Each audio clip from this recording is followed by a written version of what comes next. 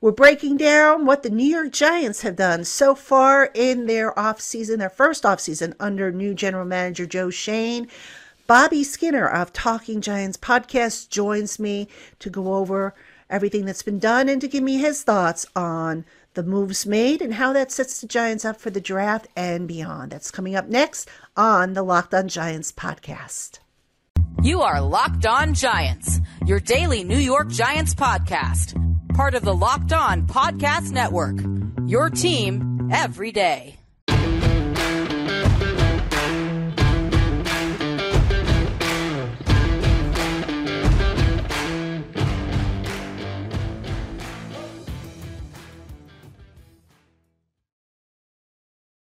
Hello, New York Giant fans, and welcome to another edition of the Locked On Giants podcast, part of the Locked On Podcast family, your team every day. Patricia Traina here with you, and thank you so much for making us your first listen of the day, or if you're watching on YouTube, your first watch of the day. And I am excited today to be joined by Bobby Skinner. He is part of Talking Giants, one half of Talking Giants, with Justin Pennick, who has been on the show before with me as well. And Bobby is here to talk with me about the moves the Giants have made in free agency, as well as how this is going to potentially set up the Giants draft next month. So first off, Bobby, thank you so much for taking time out of your schedule to come on with me. Always appreciate it and always good to see you. No doubt. Always good to jump on the Locked On Giants podcast. I know the show's doing well. I was talking to somebody else about YouTube, and I was looking at your YouTube. I was like, oh, wow, the YouTube's up and rolling since the last time we were on. So that's and I remember at one point this season, like there was like 5 or 6 Giants podcasts in the top 100, and we were both on there. So it's always good to jump on the Locked On. All right. So, Bobby, thank you again for coming on with us. Looking forward to talking with you about the Giants and free agency. And let's start off, if we could, with your overall impressions of what Joe Schoen has been able to do thus far. He addressed offensive line, obviously. He got a backup quarterback, started to replenish the tight end room a little bit. I mean, what are your thoughts overall on what he's done so far? And obviously, he's working with limited space. I will say I've liked what he's done with current roster guys more so than like the additions right now. Like getting Blake Martinez to take a pay cut was pretty surprising. I know he's coming off of an injury, but I feel like Blake could have gotten some money out on the market. So I thought that was a good move. Shep obviously made sense for both sides. And then with James Bradbury at the moment, it's still on the team. I like that. It's like, you know what? We're not going to just give this away a guy for nothing. We're going to hold out, and eventually the team's going to need a corner, and maybe I don't know how long this goes, but I like that. But as far as free agency, offensive line absolutely had to be addressed. They don't have a ton of money. Mark Lewinsky is a decent signing for the money he's get. John Feliciano on a 1-year deal. That's a good signing. He can play center guard. We don't know exactly what's going to happen with Nick Gates, and worst case scenario, draft some guys and he's depth. So you couldn't go into the draft just being like, we need to totally fix the O line. They weren't going to get a starting right tackle out of free agency, but they got a swing guy in Matt Gano. Because I don't think he could really put any eggs in the Matt Parrott basket with his injury. So I've liked it. They needed a bargain tight end. They got it with Ricky Seals-Jones, who can start in a pinch. And then the Taylor signing, which I'm sure we'll talk about, does kind of – I think it means more than just they want a good backup. Yeah, we'll talk about Taylor in a second, but I do want to talk about the offensive line, because what I really like about this is, and a lot of people have emailed me and said, hey, does this mean the Giants aren't going to go O-line in round 1 of the draft? I say, look at the contracts. Oh, the contracts always give you a little bit of a hint as to what they're thinking long term. Feliciano signed for 1 year to play center. He's already confirmed that he's going to play center. Glowinski's been signed for I think it's a 2-year deal, if I remember correctly. That's what was reported. All right. So the Giants, if you look back to last year, they did not have any young guys in the pipeline to develop. So now they have put themselves in a position where they've got stopgaps at center and at one of the guard positions. And Andrew Thomas, of course, is locked in. And then you figure, Shane Lemieux, if he's healthy, is going to compete. And then maybe if they have a shot at one of the top tackles in the draft, they'll get one of those guys. But they've made progress with it, and they've set themselves up to where they can take guys in round 2 and onward for that offensive line, develop them, and now they've got a pipeline reestablished, which basically dried up. Yeah, I mean, I really think for the right tackle, like again, they weren't going to sign a good right tackle in free agency. You know, maybe they could get like the Mike Remmers type if the draft doesn't work out, which obviously isn't great, but it's passable. I think they really got to bank on a tackle being there at 5, whether it's Ekwonu or Neal. And I think that's likely. You know, I think the Jets are going to go edge. You know, we don't know what Mekhi Becton the deal is with him, but likely they'd probably like him to start George Fant, the starting level tackle. The Jags tagged what's his name? Not Cam Charles Robinson. Cam Robinson. And then Laramie Tunsil's staying with the Texans. But yeah, Glowinski, he's a starting level guard. You know, in the run game, he's pretty good. He's good and athletic. In the pass game, there is issues. You know, he's susceptible to being, you know, bowled back, but he's also not a liability where he's getting beat right off the snap, which the Giants have seen out of their guards the past couple of years, or even going further back than that. So, like, he's a starting level guard, and if there's a rookie right tackle, it's nice to have Mark Lewinsky next to him. With Feliciano, he is being brought in to be a center. Like I think they've made that loud and clear, like from Rip, that he will be a center. I don't know what's going to happen with Nick Gates, you know. So Feliciano, you would think would be in the center, but even if Nick Gates does come back and is able to practice, you know, he's ready for training camp. Well, Nick Gates has played guard, and you could put him at guard or let him battle with Shane Lemieux and not have the pressure. And again, they're probably going to add depth on the inside through the draft, but they don't have to throw these guys into starting roles right away, you know.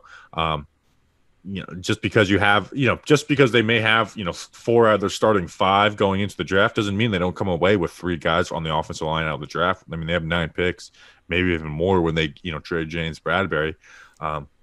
So, you know, it's not all about winning the most games this year. So, you know, the draft picks in the 3rd round, they're not necessarily they're not 1-year investments, they're long-term investments. And having Glowinski and Feliciano make you feel good about getting the best value at each spot and not reaching for need, which if they didn't add these guys, they would absolutely have to be like, you know, it'd be a must to draft a guard in round 2 or round 3. Now it's like, okay, let's see how the board plays out.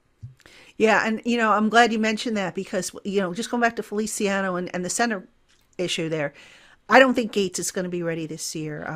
Think Rich Seibert. I don't know if you remember Rich Seibert's injury. Yeah.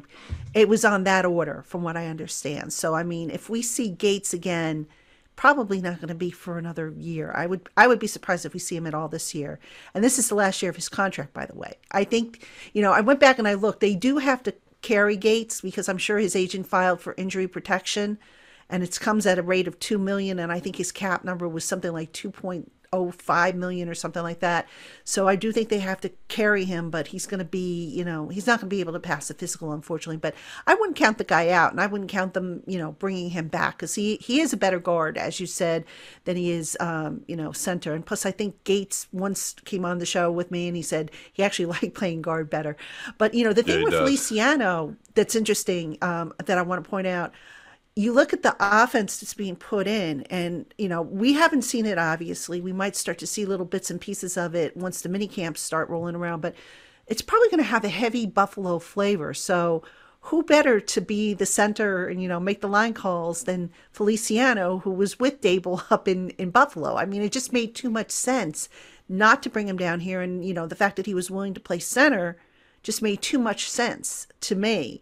You know, now, you know, if you want to get a Linderbaum later on or a Lindstrom or whoever to play center in the round 2, if they're there or later, you can get a young center. Because remember, the other thing is this is all about Daniel Jones. They want to give Daniel Jones every possible opportunity to succeed this year. And the last thing I think they want to do is put a rookie center in front of him, because, you know, a rookie center is going to be learning on the fly, and you want a guy who's a little bit more, I think, experienced with identifying stuff, adjusting line calls as necessary. I mean, because that was a problem in the past for the Giants. Yeah, I mean, in Feliciano, you can feel good about being a starter, and again, it gives you some insurance. Going back to Gates, as far as I would keep him even if they didn't have basically have to with his cap number, because I know it's a big if, but when he went down, he would still be the second best offensive line. Like 2020, Nick Gates, and, you know, the first game and a couple of drives of 2021 is a better player than Mark Lewinsky. Like he would be the second best player on this team. And I think it would be worth holding that cap, even if he doesn't play, to be able to, extend him into the future, because like you don't want to throw, especially this Giants team doesn't want to throw away a good offensive lineman. I'd be willing to take that gamble on Gates. But yeah, Feliciano, and he went back. Feliciano was under the O-line coach Bobby Johnson at Buffalo, and was even with the Raiders. Now Bobby Johnson worked as a tight end coach for the Raiders, but like they used him in like some goal line packages and stuff and worked with him. So there was a relationship there. So, and it seems like everybody, like, I was talking with Anthony Provoca, who covers the Bills, and he was saying like Feliciano, like he was like really like a leader in the locker room.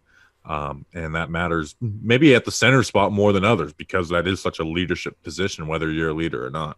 Yeah, and then Feliciano, who was on the call with the Giants writers, what's today? Today's Thursday as we tape this. So he was on the call Wednesday with us, and he spoke about that role and just embracing it and how he's excited to play it. So, I have no problem with the move. Even though it's just for 1 year, it's clear that it's a stopgap.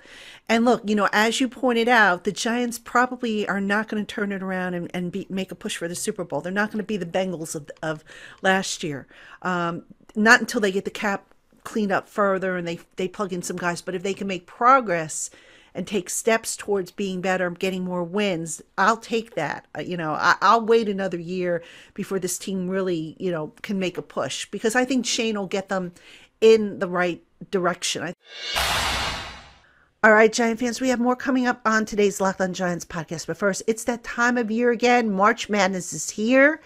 And for all the latest odds, contests, and player props, BetOnline remains your best spot to get scores, podcasts, odds, everything you need to know to bet wisely. And it's not just basketball. BetOnline is your continued source for all your sporting wagering needs, including live betting, your favorite Vegas casino games, and much more. So head on over to their website, betonline.net, and learn more about the trends, the action, the odds, everything you need to know.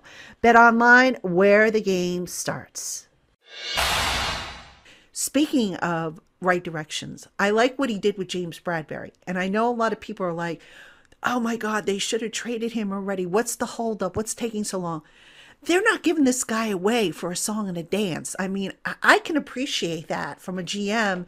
Now granted, one correction I do need to make, because I know I had said this incorrectly. With the $2 million that was guaranteed as part of Bradberry's salary, the Giants do have to carry that $2 million regardless if they trade him, but they will get a cap credit back at the end of the year. So that being said, they can still save something like $10 million or so on the cap, which is still a nice little chunk of change, and that will go towards paying off the draft class once it's made. So I just like the fact that Schoen is not panicking and he's waiting this out. I agree with it 100%. Draft picks are valuable, and if you can get a better one, teams like draft day trades happen, and again, I'm maybe not expecting it to play out that far. But you know what? Like cornerbacks are extremely valuable, and James Bradberry is one of those top guys in the league.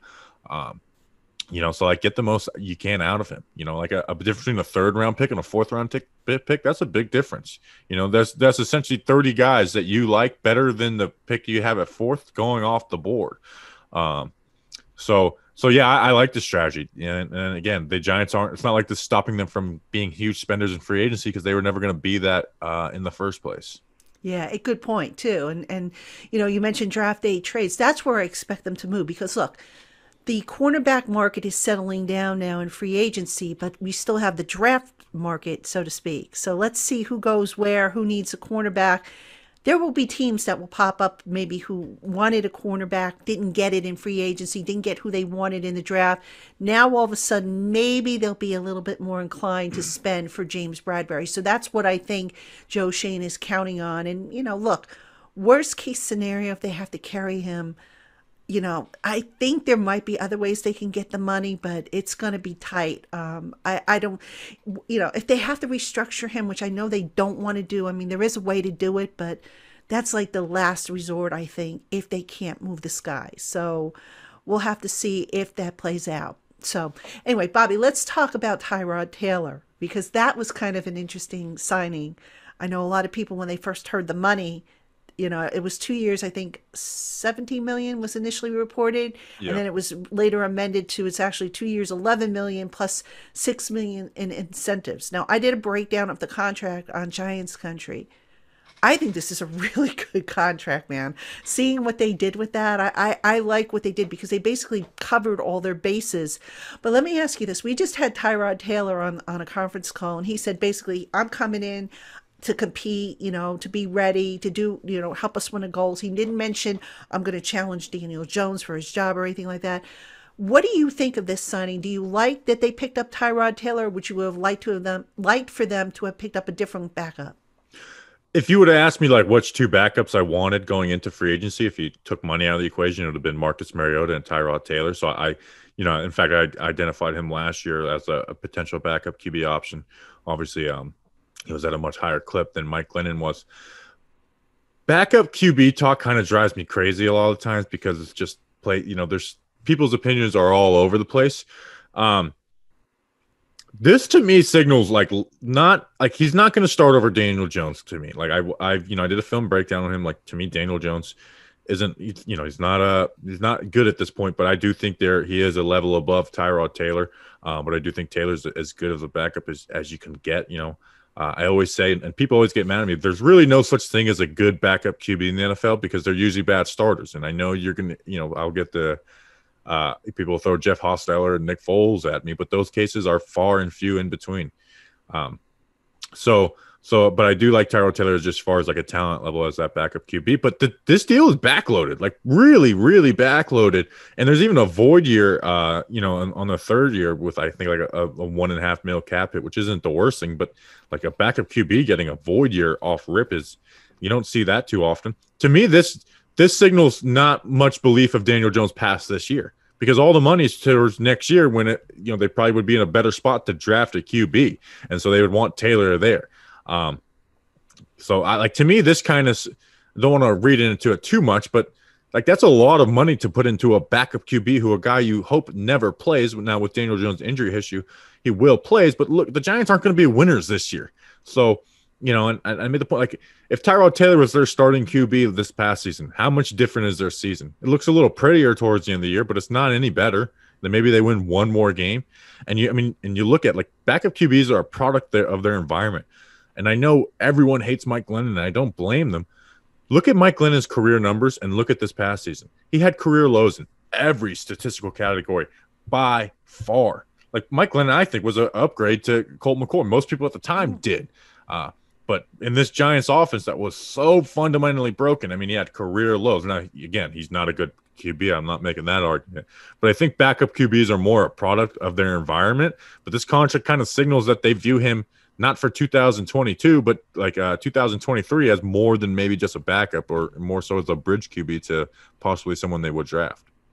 Yeah, but I still say the Giants are going to give Daniel Jones every opportunity to be successful. Now, Jones in the past, you've seen glimpses of him potentially being great, and then you've seen a lot of stuff where you shake your head and you say, I don't know how they're going to make it with this guy. So just sticking on Jones for a minute here, Bobby, what kind of progress would you want to see from Daniel Jones in the coming year? Because for me, the biggest issue I had with him last year is he was in year 2 of the same system, and yet the mental processing was still slow. Some of the decisions made you just want to pull your hair out, and it just seemed like, he wasn't trusting what he was seeing. So I know a quarterback's progress isn't linear. But that said, what kind of progress would you want to see from Daniel Jones to make you say, okay, I think we can move forward with him as our quarterback? This goes hand in hand with what Brian Dable and Mike Kafka, bring back the aggression. His downfield attempts they went down from 2020 to 2021. They did not throw the ball downfield. They were totally a pre-snap read offense. Pick your side and read one guy. Don't want to revisit, but I've never hated an offensive system more than Jason Garrett. And that's not just reacting, being a Giants fan in the moment. Like, no, look at things, and I got heat in 2019 for defending Pat Shurmur's offense. So it's not just angry fan.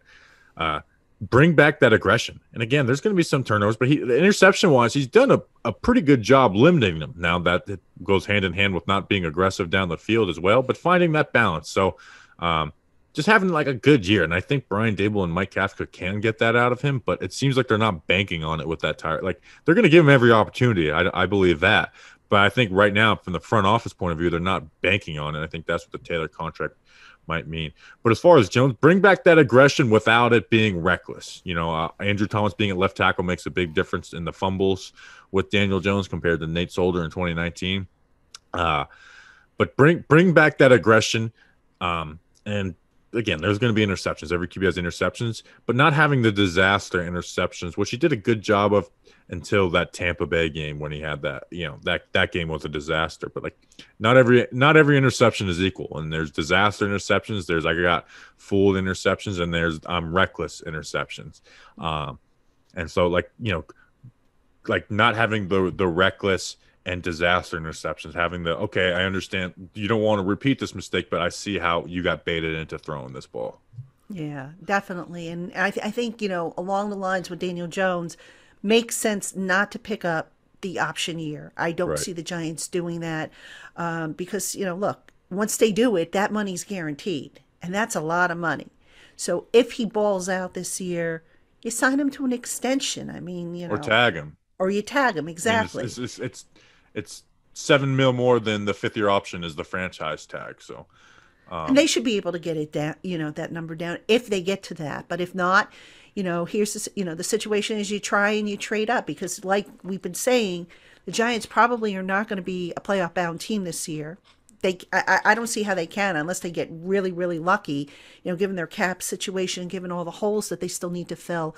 But that said, see if you can get some more draft picks. And that's where, again, maybe a trade of James Bradberry. And who knows, there might be another trade that we're not even thinking of.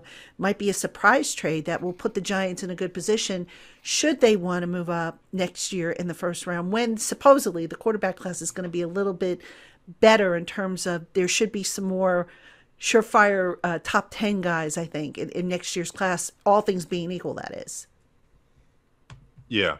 Yeah, and again, I think at this point they're not they're going to give Daniel every opportunity, but they're just not banking on it at this point, which is, it's smart. It's a new regime. You didn't draft this guy. I do think that's the play for them. And again, they're not going to – I'd be blown away at this point if they picked up the option. Part of me thought maybe they would before the Taylor signing, but with the Taylor signing, I don't think there's any chance they pick it up.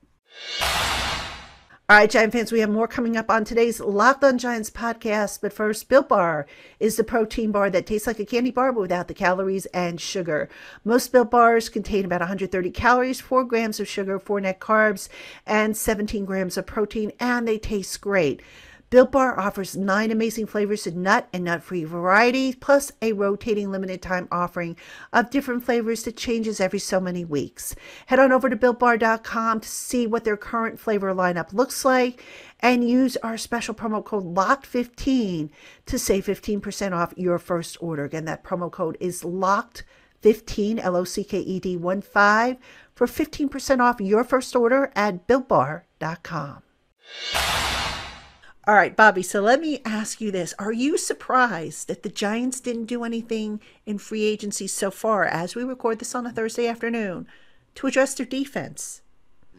I think they're waiting, and part of that is the James Bradberry deal because they got it. They don't have necessarily the money to do it yet. But if you think about free agency additions, I think they should sign a linebacker, like just maybe even like a Reggie Ragland type.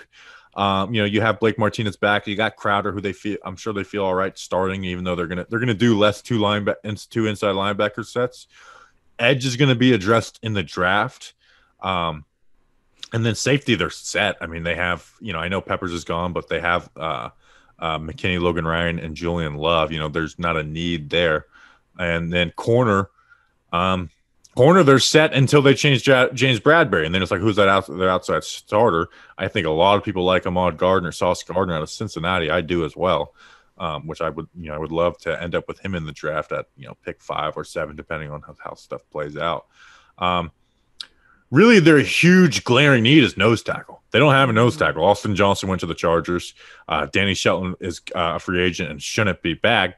They don't have a nose tackle, and I don't think Dexter Lawrence is going to fill the nose tackle need. I think they they do need to add a nose tackle, and I don't think they're going to go into the draft with just no nose tackles on the roster. And Dexter Lawrence, another guy who first round pick, so a decision on his option year has to be made as well. And I don't see them picking that up as well. Really? I mean, yeah. I didn't, and then I changed my mind when I saw these defensive I saw BJ Hill get $10 million a year. Austin John. So going into this week, I said definitely. I didn't say definitely, but I said don't pick up Dexter's option. Now I think they should, because of looking at the defensive. I'm blown away at some of these defensive tackle contracts around the league right now. Yeah, I think they wait. I mean, because I think this is a good class for defensive linemen. I could be wrong, but yeah, I could see them getting somebody who, can maybe come in, be that big body nose tackle. But you're right, they definitely need that position. That is an area of weakness. And I just don't know if that's a role that Dexter Lawrence can play. I mean, I don't think he was as effective on the outside, so I would want to see maybe what he could do on the inside. But, Wink Martindale might feel totally different about that. But regardless, they do need depth on that defensive line because, like you said, Austin Johnson's gone.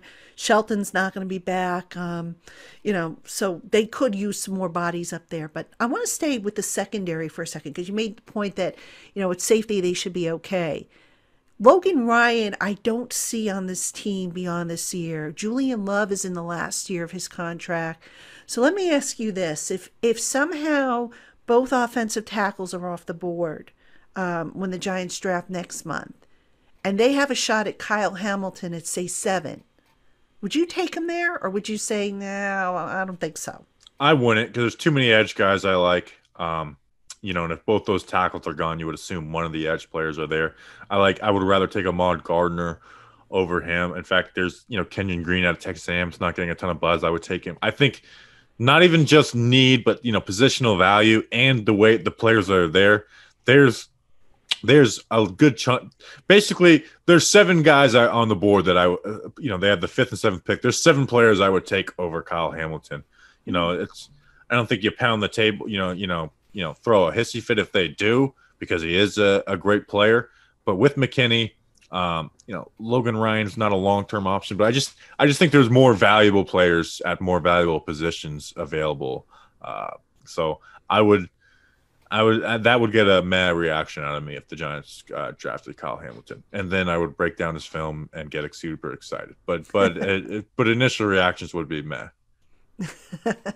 Yeah, I mean, he's a heck of an athlete. I mean, I don't think you can go wrong there. And, I just remember how everybody was talking about the importance of getting a Swiss Army knife type of guy who can, cover, who could play that pseudo linebacker role, that star linebacker. I mean, this is all stuff that this kid can supposedly do. So, and you can never have too many playmakers. But you're right. You mentioned the edge rusher thing. Now, let's talk about that, because a lot of people are saying that if Thibodeau falls to the Giants, they should snap him up, which I personally would be okay with. But a lot of people also, we're not talking so much about the Quincy Roches. We're not talking about the Ellerson Smiths and what they could potentially bring to the pass rush. Now, it looks like Lorenzo Carter is not going to be back. I don't think O'Shane Ximines is long for this roster. So do you say to yourself, okay, you know what? We can scheme the pass rush. We just need to beef up the back end of the defense so that these guys hold the coverage and give these guys a front? Or do you just say to yourself, look, let's not screw around here. Let's take a Batman if one falls to us? They definitely Wink Martindale definitely values coverage over pass rush. But if the 2 tackles are off the board and Kayvon Thibodeau's there, I'm taking Kayvon Thibodeau. It's an easy decision for me. I think it's the second best after Aiden Hutchinson, which is, I think most people land in that place. I know Trayvon Walker's been getting a love. I don't see it as a top 10 pick.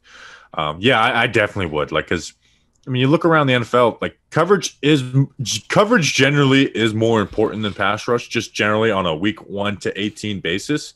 But in the playoffs, and this is what we're trying to build, a Super Bowl champion, pass rush has become much more important because, sacks and drives. Look at the stats on drives that have sacks versus drives that don't. It's drastic. Sacks are drive enders, where coverage will stop you from getting beat deep and giving up huge plays and, keep making teams have long, sustained drives. But sacks end the drive. And having a pass rusher that you can trust to rush for and also we talk about coverage. When you got 7 guys covering compared to 5, it's a lot more valuable. And I know Wink is going to blitz a lot. But also, like, people forget Patrick Graham tried to blitz and play man week 1 versus Denver. They were blitzing and they couldn't even get there. They were sending 5 or 6 guys and couldn't get to the quarterback. So when you're playing man coverage, doesn't matter if you have Bradbury and Adoree Jackson, you're not able to cover that long when you can't get there with blitzes. So if there's a true blue pass rusher there, I take Kayvon Thibodeau. Ahmad Gardner, Sauce Gardner, it would be between those 2 guys. But actually, this is a scenario, and I know we're getting so far ahead with the draft right now. The scenario I thought about is, well, maybe you take Sauce Gardner at 5 because you like other edge rushers and you maybe don't like the corners as well. And then you're like, all right, we're taking best player available as far as edge at 7. Maybe Thibodeau falls there and Carolina goes offensive line or QB or whatever. And I think that would be a better bet. But they really just got to bet on what the Panthers do at 6. If they're staying at both those picks, like, they should be working overtime to try and get some type of intel on what the Panthers are thinking at 6, because that really can change your approach. I was going to say, would you trade out of number 5 if you're the Giants and you know that the Panthers might potentially need a quarterback? I would entertain most trade down options, especially since they have both of those picks. So I would be willing to trade out. Obviously, it has to be the right price, and you got to find a dancing partner. It's not as easy as the mock draft simulators make it seem. But yeah, I'd be very. There's a lot of holes on this team. I would be very open to a trade down. And then what are you getting? You get Kenyon Green, Zion Johnson as an interior offensive line. You get David Ojabo as an edge, depending on where you fall back.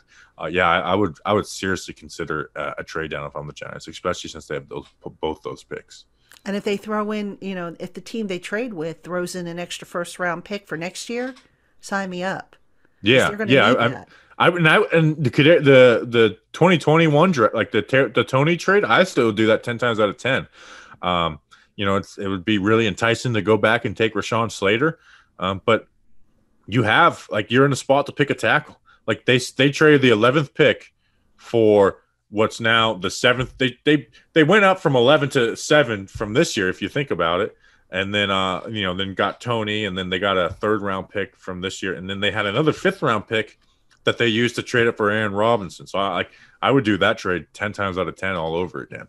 As much as Slater or Parsons is enticing, choose whichever guy you want. Yeah. I mean, really, you can't go wrong. I mean, they've got 5 picks in the top 100, and I think 3 of those picks are in the top 50. I mean, they're going to come away with some good players, and I trust Shane and Brandon Brown in the front office that they've put together to get those guys. I don't think they're going to reach on anybody and say, oh, this is a great athlete. I mean, if somebody gets up at the podium and says, oh, this is a great athlete, I think I might scream, because I don't want great athletes. I want great football players, and I don't think the two are the same thing necessarily. So, all right, let me ask you one final question here. Trayvon Walker fits that profile. Great athlete. I don't know if he's a great player. Yeah, exactly. But, we never know. Somebody will fall in love with him. But, all right, final question for you. The Giants don't have a lot of cap money, so they're probably done for the time being, I would think, in free agency, at least for any quote-unquote major moves. That being said, what is the one thing that they have not done yet that you're sitting there and you're saying, God, they got to get this done, besides obviously trade or resolve the James Bradbury situation? It's not like I think it's getting a nose tackle. Like, I feel like that's the only must they have left of free agency. Tight end room. I mean, right now, essentially they only have Ricky Seals-Jones, and it'd be weird to go into a draft banking on getting a tight end. Because it's not like they're drafting Kyle Pitts. It's like, we know what we're doing, so we don't need to invest in this. So there's got to be some other investment at tight end. I'm sure they'll like to add an inside linebacker as well. Because, again, there's just so many holes, and you can't fill them all in the draft, and you can't expect players in the draft to come in and fill those holes right away. So I say that the 3 spots would be nose tackle, inside linebacker, and a tight end. And, again, not saying you got to go out and get great players, but players who you can feel good playing 40 to 50% of the snaps in the NFL and not be a total liability. Great stuff as always. Appreciate you coming on. Appreciate the information, the insight. Always love talking ball with you. And folks, follow him on Twitter, Bobby Skinner _. He's breaking down film. Follow him and Justin Pennick on Talking Giants. They have a great podcast. The two of them are awesome, and I'm very appreciative that both of you take time to come on with me. I really appreciate it. I feel rude right now, but I'm trying to fire off something. It's okay. This is crazy. It's okay. Thank you as always, Patty. It's always a pleasure. We got to get you back on Talking Giants soon. Absolutely. Anytime you want. All right, Giant fans, that's going to do it for us here on the LockedOn Giants podcast. Thank you so much for tuning in and making us your first listen of the day, your first watch of the day. Thank you for tuning in. For Bobby Skinner, this is Patricia Traina. Everybody have a great weekend, and we will talk to you next week.